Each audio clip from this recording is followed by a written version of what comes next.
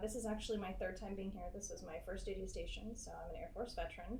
I'm also a military spouse, and that's kind of how I got into this mobile food pantry and interest in food insecurity. About a year ago to this month, another veteran who was a military spouse contacted me about getting a mobile pantry started. So we connected all the right people and came up with a way to make one happen on base. The details in that are finding a umbrella corporation or nonprofit that goes under Feeding America, and then partnering with a 501c3. So we have one of those on base that would sign up for it, and then of course having a chapel that will host it.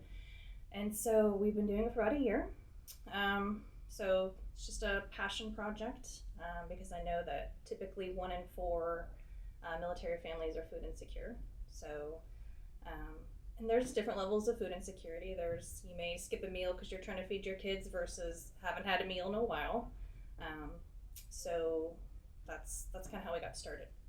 That's actually one of my favorite parts, partially because we've had people that volunteer with us for the last year, and so they kind of become your family. They give you a hard time, but they're there to support you. And the demographics and variety of people. So we have retirees who attend the chapel for services who help us. We have a group of tech school airmen that come from Pensacola NAS that are here every month, and they're probably just excited because they're new scenery, but they love it.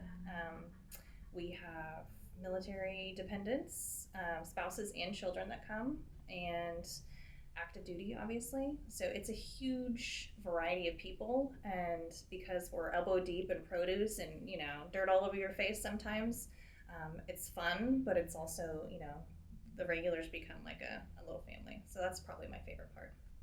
Well, I could tell you my opinion of food insecurity in this area. We're super lucky to be by the beautiful beaches, but with that comes a high cost of living. Everyone wants to vacation here.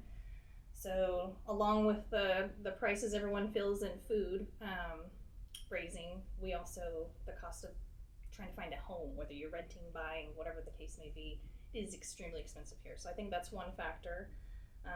Anywhere you go in the military, if you have a military spouse, they're typically unemployed or underemployed.